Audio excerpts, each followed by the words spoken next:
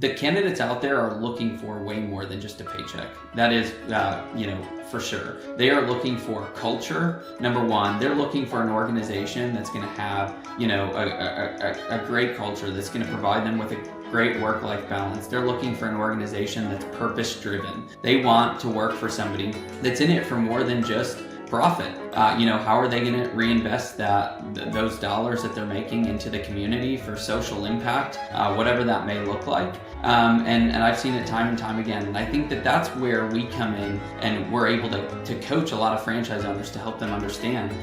Welcome to the Franchise Hot Seat Podcast, where we talk about all things franchising.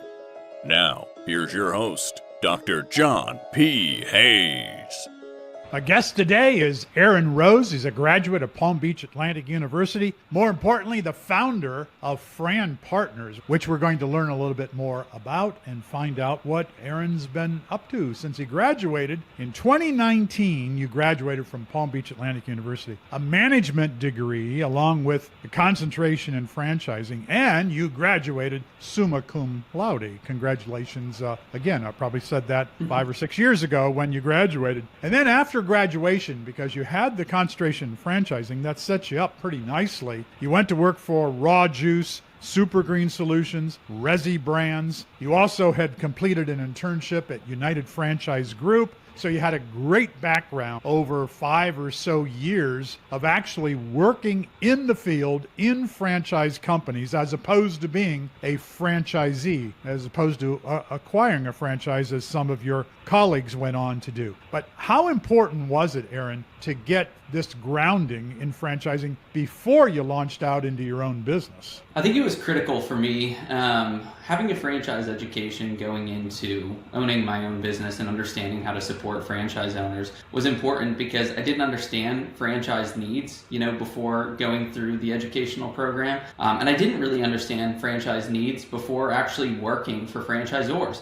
So my time at Raw Juice and Super Green Solutions and then Resi Brands all showed me that franchise owners have two major pain points oftentimes. One is leads, and there are a lot of marketing agencies out there that support franchise owners on that side, but on the people side and helping franchise owners hire and retain, great employees, that was a field that had not really been tapped up until we launched our services. So I'd say, the franchise education was a key part in my journey in launching this business. So we've heard for ages and ages about headhunters for corporations. Yep. Usually these agencies are looking for talent for a corporate entity as opposed to a franchisee-owned entity. And you flipped that. You're the first company that I know of that specializes in finding talent for franchisees. How'd that come about? Yeah, that's right. Most recruiting agencies are specialized in executive level positions. And so we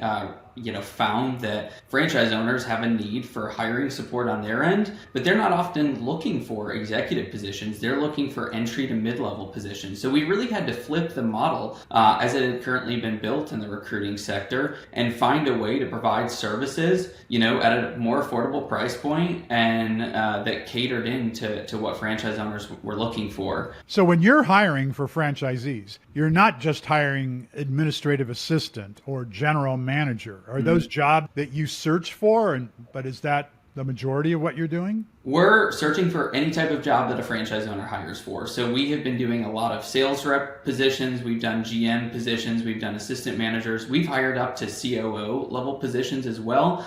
So we're not, limited by any means into what the positions are that we search for. But I would say the majority of the franchise owners that are engaging us typically are looking for more of like a mid-level manager position or an outside sales rep or a business development representative position, something that is more challenging for them to go out and find on their own. And so it makes sense for them to hire an agency like us and less so applicable to some of their more entry level positions. Let's just say that they're hiring for a restaurant.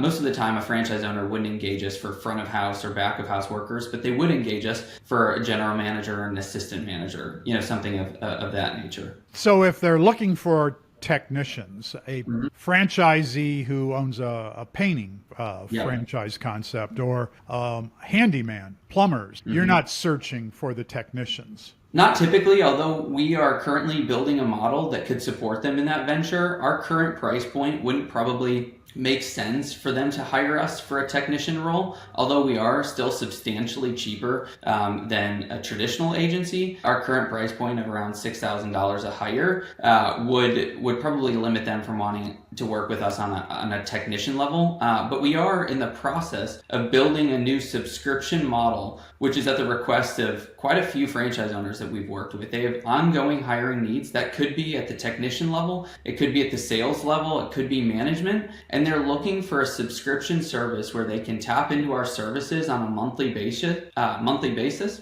and get unlimited recruiting support. And so that is something that we're working on and that would be applicable to the technician level positions that franchise owners are looking for. What are college graduates today? What are they missing about getting a job? They have all kinds of expectations. I know this because I teach them, and usually my students don't struggle to find jobs because they have a franchise education already. But lots of people are struggling, can't find jobs. What about the college graduate, regardless of the degree, and maybe they don't have a franchise background, most do not, of course. So what are they missing? What would you say to them? Hey, if you would do this, you'd be more employable faster. I think what college graduates are missing is, if they just spent their time focusing on building connections, that would help them be more employable. When I went out and got a job after graduating college, it was all of the jobs that I've held since then have come from connections that I've made. They're people that I've taken out to lunch. They're people that I've fostered relationships with on LinkedIn. They're people that I've stayed in touch with and that respect me. And the reality is when you're graduating college, you don't have a lot of relevant skill sets that you can bring to an organization. So I think, humbling yourself, realizing that you have a lot to learn, being moldable, being coachable, are really, key factors that employers look for in the younger generation. And I'd say leverage your skill set. So take the time to build connections as much as you can. Get out from behind a computer. Applying for jobs through Indeed and LinkedIn, that can be effective, but it doesn't really showcase who you are truly. And so I think when you get out from behind a computer, you go meet people, you shake hands, and you introduce yourself to employers, you have a much better chance at getting the type of position that you're looking for. So as you know, on average, I bring about a dozen franchise professionals into my classroom during a semester for this very reason that you're talking about. One of them might say something that turns on a light bulb in a student's head that says, wow, how do I do that? And the next step is they're going to lunch with that person who came into the classroom. And it happened that way for you, as I recall, member of our advisory board, very first meeting of our advisory board that you as a student attended. And he came to me and he said, I'm going to hire Aaron Rose someday. And I said, okay, well, I hope you do. It was a new experience for me too, because it was our first advisory board. And he eventually did hire you at Super Green Solutions, one of the businesses that you worked for. But where was it that you realized here's an opportunity for a business to go help franchisees find talent, because that's generally not the emphasis? Yeah. I mean, it was at my time at Resi Brands. Resi Brands is a multi-unit, multi-brand home service conglomerate based out in Austin, Texas. They have that one painter in their portfolio. That was their flagship brand. They have Pink's Windows. They have Garage Up, and they have a couple other brands that they've added since I've been with them, Action Exteriors and Monty's Handyman Services. One of the models that they were selling at Resi was an executive level model where they were attracting more semi-absentee type operators. And so these operators were looking for support with hiring needs, and hiring became even more critical. If you're not going to be in the business full time, there's a huge point of emphasis that you need to have on hiring the right people. And so when I was with them, we initially started building out a staffing department where we were going to support franchise owners with their hiring needs. And that included the types of positions that I discussed earlier. We're going to help with general manager positions, regional director roles, sales representative positions, whatever the franchise owner was looking for. But unfortunately, there is legislation that makes it challenging for franchisors to provide that type of support related to joint employer. A franchisor never wants to be held dually liable for an employee if they make a recommendation for a franchisee to make a hire. And so it really wasn't a department that belonged, internally within a franchisor. And so it was really at that moment that I saw the need that the franchise owners I was working with had, but really no opportunity and no way to fulfill it. And so that's when we decided to build an external agency that could partner with franchise owners in that capacity. Is it enough normally for the full-time, fully engaged franchisee, not absentee in any way? Isn't it enough that the store trains the franchisee, to some extent, some do this better than others, of course, about the process of finding the talent that you will need? A good franchisor will already identify for a franchisee, you're going to need 3 employees, and here's what those employees are going to do, and here's how you find those employees. But apparently, that's not enough today. It's not enough. It's a really good starting point. And for most owners, that's what they need to make the right hiring decisions. But for a lot of franchise owners, they're wearing lots of hats. When you're a small business owner, you're wearing the operations hat. You're leading operations. You're oftentimes wearing the sales hat. You're wearing the HR hat. You're wearing the recruiting hat. And so you need vendor partners around you that can help you to build a well-rounded organization. And I think that, that's a really good starting point. But the things that franchise owners are able to tap into with us is technology. One of the things that we do is we not only, post their job on multiple different job boards, and the traditional franchise owner will only be posting through Indeed alone. So we're getting them the maximum exposure for that job post as possible. But we're also recruiting passive candidates too, those that might be currently employed, but are willing to have a conversation with us for the right opportunity. And we're doing that through LinkedIn Recruiter professional accounts, which are very expensive. Don't make sense for franchise owners to have, one license on their own, but it does make sense for them to partner with an organization like us that helps them to go out and find the best talent for them. Mm-hmm. So I think to answer your question, for some owners, it's completely doable to fill those roles on their own with the proper hiring training that the store provides. But for others who are scaling quickly or who might not know what particularly to look for in a candidate, we really can come in and fill that gap. So managers who have been around for a while, owners of businesses who maybe are my age, when I explained that the Gen Z population, when they graduate, they're looking for opportunities, job opportunities, as well as businesses that provide some social value. Yeah. Sometimes that makes the older generation smile because that wasn't relevant or important when they graduated. When we graduated from college, it was just go get a job someplace and make sure you can pay the rent. But this is a worthy goal for people to want to find work that has more value to it than just the paycheck. And yet, what does that look like for Gen Zs? What is societal value? Where are they going to find these opportunities, and can they? Yeah, they can find them. And I will say, from my own experience working with hundreds of candidates, thousands of candidates over the last couple of months, and working with hundreds of franchisees, the candidates out there are looking for way more than just a paycheck. That is, for sure. They are looking for culture. Number one, they're looking for an organization that's going to have, a great culture that's going to provide them with a great work-life balance. They're looking for an organization that's purpose-driven. They want to work for somebody that's in it for more than just profit. How are they going to reinvest those dollars that they're making into the community for social impact, whatever that may look like. And I've seen it time and time again. And I think that that's where we come in, and we're able to coach a lot of franchise owners to help them understand that, it's beyond just providing them with a quality paycheck. If you want to attract great talent, figure out what your mission is. Figure out what your social impact strategy will look like. Whether that be, I know a lot of owners that are working with Habitat for Humanity, for example, partnering with them on projects. I know others that are providing to missions organizations overseas. But that I tell you what, that alone, in how we're able to pitch to candidates the culture that they would be a part of, that gets them excited beyond me just telling them a specific salary number that they could expect in a position. So I do think it plays a key part in attracting great talent.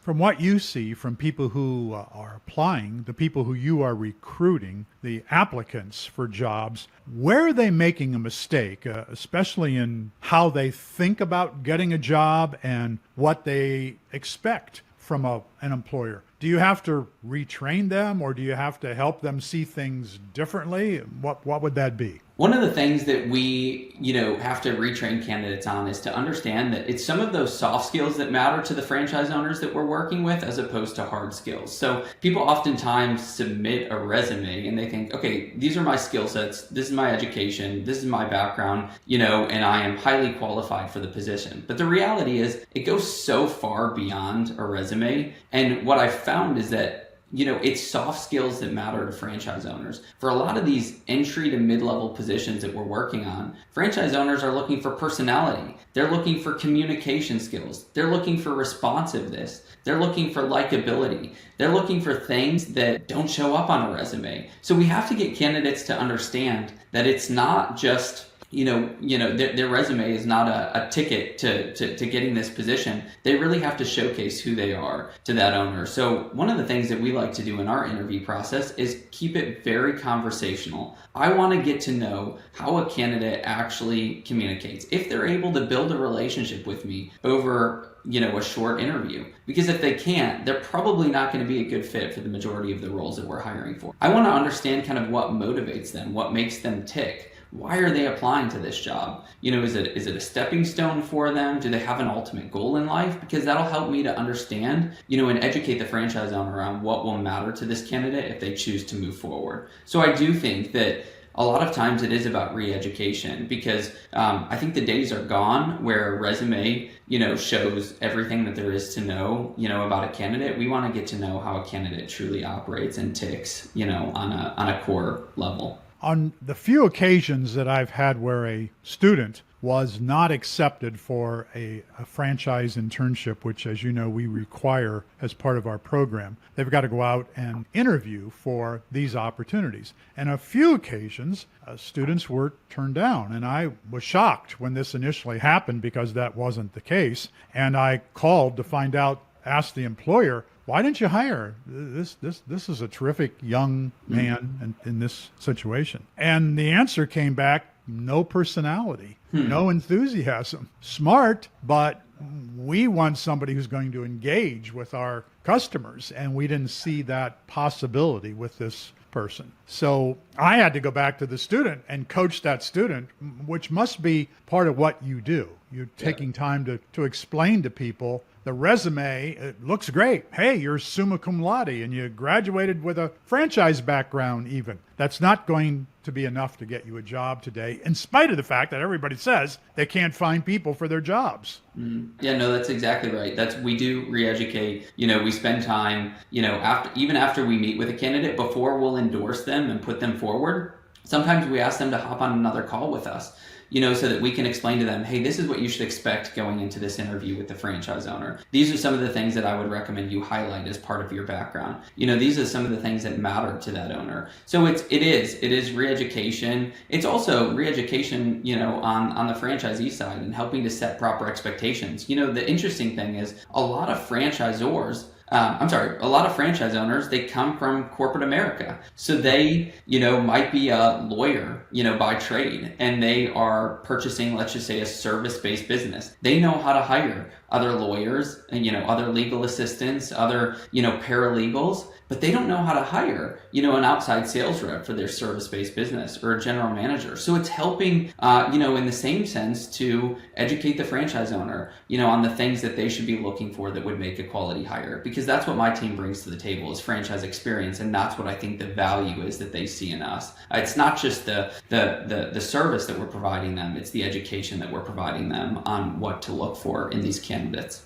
Why would you encourage people to work in franchising, to want to work, to find a job among franchisees or franchisors? I think that there's a lot of opportunity, for advancement. So the interesting thing about a lot of the candidates that we place is oftentimes they're so great at what they do that they'll step into a general manager position, but they want upward mobility. They want the opportunity to potentially, get ownership, one day, whether that looks like equity in the business or whether that looks like maybe encouraging the franchise owner to consider purchasing another territory if they do well with that one, and getting equity in the next one. And so I think the amazing thing about franchising is if you get really good at what you're doing, scaling becomes very easy from there. So if you start small, you master the first location, or the first territory, then you can just start adding, more to that. And there's opportunity for advancement, opportunity for team growth, opportunity for, additional revenue. And so I think that it's the scalability of the franchise model that gives people tremendous opportunity. How often is it the job seeker who says no to the opportunity because the franchisee is just not offering what I want? Does that happen very often? It happens more often than we'd like. And I think the reason that happens is, when a franchisee engages us, they are looking for an amazing hire, right? Oftentimes, though, they have potentially limited resources on what they can offer in terms of compensation. And some of them have never led teams like this before. And so, being able to cast that vision that gets that salesperson or that GM or that regional director excited is difficult for them. So I think the disconnect is we can find great people, but if you can't cast the right vision and you can't offer the right compensation structure to get them, attracted to the offer, they do walk away. And so it does happen. And so, it's learning to mitigate those situations as best as we can. And we've gotten better at that. But it is a, part of the nature of the business. So how much time do you spend training or retraining franchisees who didn't learn this from their franchisor? It is a part of our process. It takes multiple phone calls, sometimes where we have to, help them to understand, that we might reach a point in the recruiting process where we've brought some good candidates to the table. We've had a couple of candidates decline their offers. And so where we have to kind of have a heart to heart and explain to them, hey, if you're looking for, this A caliber type individual, we either need to, put together a better compensation structure, maybe bonus opportunities, maybe equity opportunities, or we just need to be able to cast a better vision for these candidates. So, it happens, I would say, 25 to or so % of the time, but it is something that we can overcome. And I think franchisees trust us for, helping to guide them on, through those conversations. Do franchisors who are afraid, and should be, of joint employer ramifications where they could be held liable if they get too involved in helping a franchisee or if they hire for a franchisee, are they afraid of what you do, or do they endorse what you do? How's that working out? They endorse it and they welcome it. We are really the first player in the franchising space that is providing this level of support. And I think because they can't provide it on their own, they see even more value in the services that we provide. Because let's be real, franchise owners are always looking for more leads. That's going to be a constant struggle. They're always looking for more customers, but they're always looking for better people. If you're building a business, you're building a team, and if you're building a team, you can always use recruiting support. And so they open us. They're very receptive of working with us. And we've had nothing but, raving reviews from the franchisors that we've been able to partner with. So you take them off the hook, so to speak, because they're not involved in this process. They're not doing any of the searching. They're not doing any of the interviews. They're not connecting the applicant with a franchisee. So I can see how this is a great service for franchisors. Now, at the same time, about a year ago, there was a survey that reported 2/3 of franchise brands say that they don't have enough qualified applicants for the jobs that are available. And the problem is even worse in the quick service restaurant industry, because those employed more than half of the time would not work 90 days. They were gone. Right. So what's that like today? Has it changed? This survey was about a year ago. So here we are in 2025. Different today? I think that it's better today than it was a year ago. But I will say that, most franchise owners that we work with still struggle to hire and retain good talent. Part of the reason that they're just posting on one job board, and the reality is Indeed, which is the job board that they're focused on, only holds a portion of the candidate volume that's out there. So there's ZipRecruiter, there's Glassdoor, there's Monster, there's Career Builder, there's all of these different sites. But if you think about it, it's super time consuming to go in and post jobs to all of those sites. So the way that we combat that is by having an applicant tracking system, which is an ATS in-house, that posts to all of the job boards so that we can get maximum candidate exposure and address that problem head on. Also, as I mentioned, by headhunting and targeting candidates directly, that helps to address it too. But to your point, most franchise owners are still struggling to fill positions. I still see it across the board. I want to change the topic just a little bit to go back to when you were a student.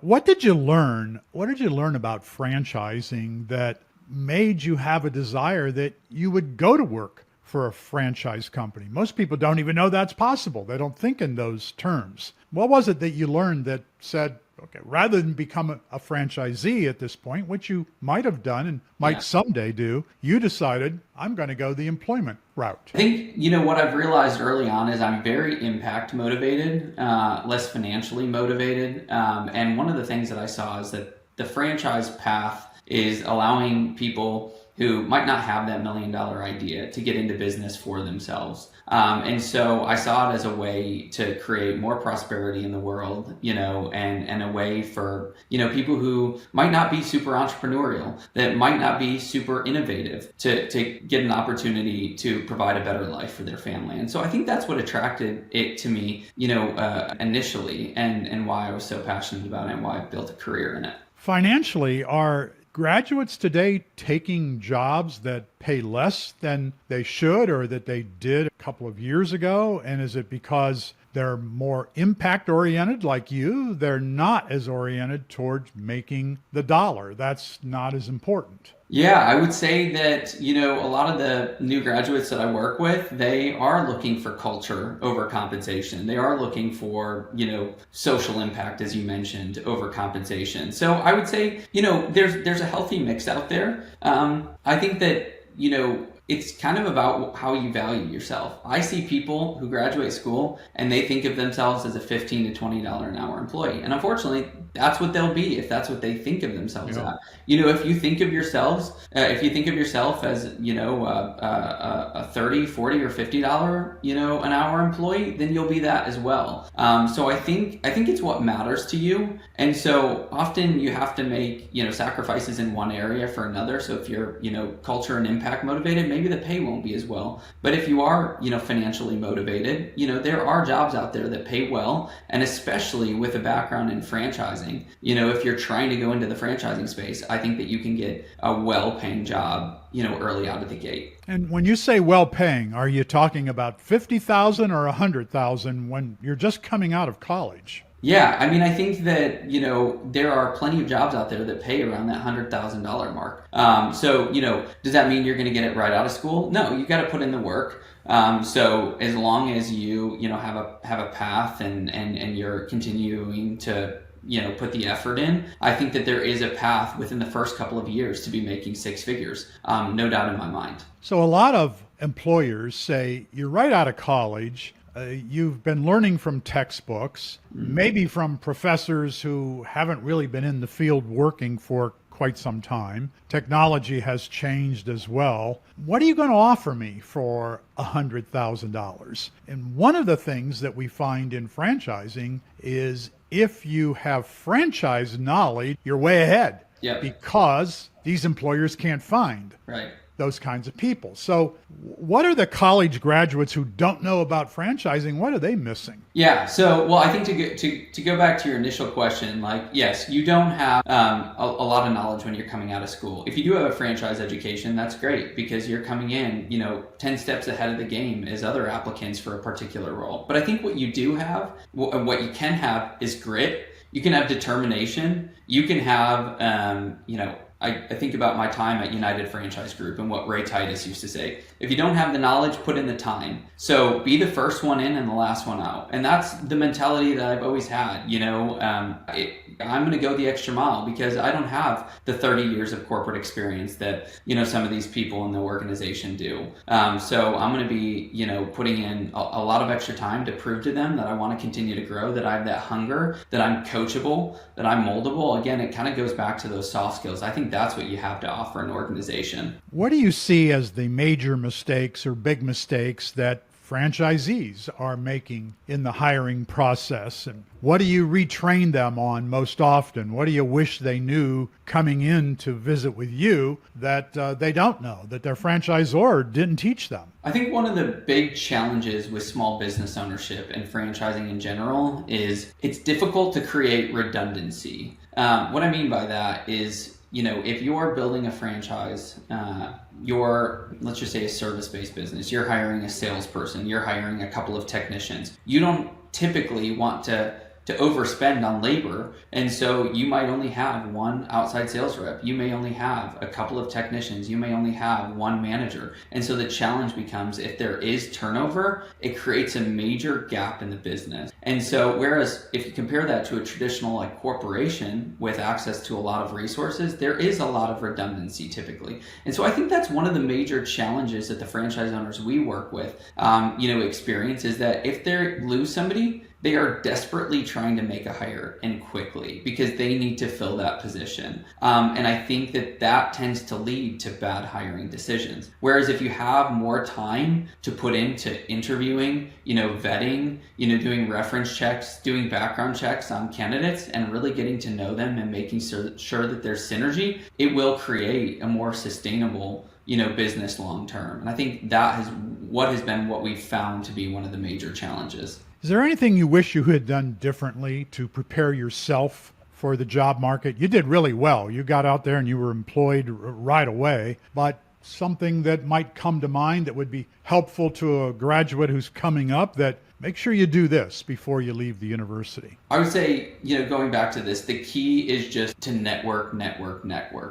Put yourself in circles, that allow you to rub shoulders with the people that you want to work with. And so I think that for me, every person that you brought into the classroom to speak to us, I genuinely tried to make a connection with them. I tried to take them to lunch. I tried to pay for their lunch because, it seems stupid, but college kids are known for being poor college students. And so, if you go the extra mile and you try to pick up their tab when they're an executive that's done well, in corporate America, it makes them take a second glance at you. It's little things like that. It might be a $15 lunch, but you're picking up their tab. It shows, wow, this student is really genuine. Like, he cares. He wants to learn from me. He values me. He's not just using me. And so I think that my biggest recommendation is just to network, rub shoulders with the people that you want to work with, go the extra mile, see,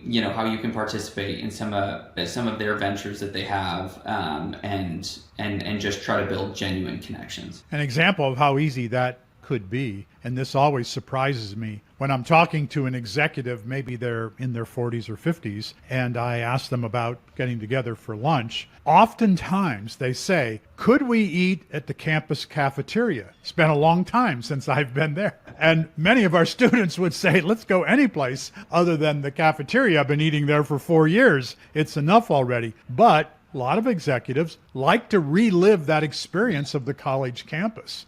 So while you're in college, it's a good idea, bring these executives, invite them to come over to a local cafe on campus or the campus cafeteria where there are lots of students. These folks seem to enjoy those experiences and opportunities. Yeah. So how much did it require for you to build up courage, leave a job, high-paying job? You were in a very good position in your last job when you were in Austin, and before you moved back to Florida. Did you need the courage to say, I can do this, I'm ready? And how much did the 5 years of experience working out there for franchise companies, how much did that help? Yeah, it did take courage. I'm a fairly risk-averse person. You know me, you know my disc personality. I didn't know that I would, be in business for myself this early on in my career. But I think that the courage for me was going out, contacting executives, within the franchising space that I knew had some of these pain points and getting validation from them. Once I received that validation from key people within the industry, it became a no-brainer for me to move forward. I think typically when somebody has an idea, often there's quite a bit of resistance that comes with that idea. It's not uncommon for, people to shoot down business concepts and tell you every reason why they won't be successful. But I talked to multiple franchise executives that overwhelmingly said, Aaron, if you build this, we'll hire you to support our franchise owners, or we'll make you a preferred vendor because our franchise owners struggle with this. And for me, it was that moment that gave me the courage to move forward and build the business. And truthfully, I had no idea where it was going to go. I didn't know if this would, be a good run for a few months, and I would take something from it and move on to the next venture. But it has been nothing but overwhelmingly positive feedback with every brand that we partner with, the services that we provide, and we've spread much quicker than I could have expected that we would. So franchisees come from all walks of life. Some are better prepared for the life of a franchisee than others. How about in terms of finding employees? Do they think they're going to find employees who are ready to go? Or do they understand they might have to do quite a bit of training and pay that person during the training period? Yeah, I think there's a lot of, re-education, to those franchise owners like we discussed earlier. I think that a lot of people have, expectations if they've worked in a professional setting where somebody could come in and just step right into a role and be successful. And oftentimes that isn't the case with a lot of franchise positions. You can find somebody with the right background, with the right skill set, but what I've found is that the best types of candidates to hire are those that are open to being coached. Because, if you, work at Panera, and then you go and get a job at, Jimmy John's, let's just say, their system's going to be different, and so we need somebody that's receptive to that type of training, and that's receptive to, learning new skills and a new process and a new way of doing business. And so, we do have to, encourage franchise owners to not be afraid when they see somebody that might not have all the skills initially, but with the right investment and with the right training, they'd succeed in the role. Well, that's great. Aaron, this has been very special to be able to speak with you. Having known you a long time as a student, starting in your junior year at Palm Beach Atlantic University. Now you're all grown up. You've had experience in the field. You're in your own business. You're hiring people for other people. You're helping our young college graduates who are coming on board looking for opportunities, finding matches for them. I really appreciate that Fran Partners supports the Titus Center for Franchising as a member of our advisory board. I love it that you're in the area so you can come and speak to our students because they find that very valuable as well. So thank you for this opportunity to spend some time with you today. Yeah, thank you, Dr. Hayes. It's been a pleasure. I appreciate you having me on. Thanks for tuning in to the Franchise Hot Seat Podcast with Dr. John P. Hayes. Tune in next time for more conversation around all things franchising.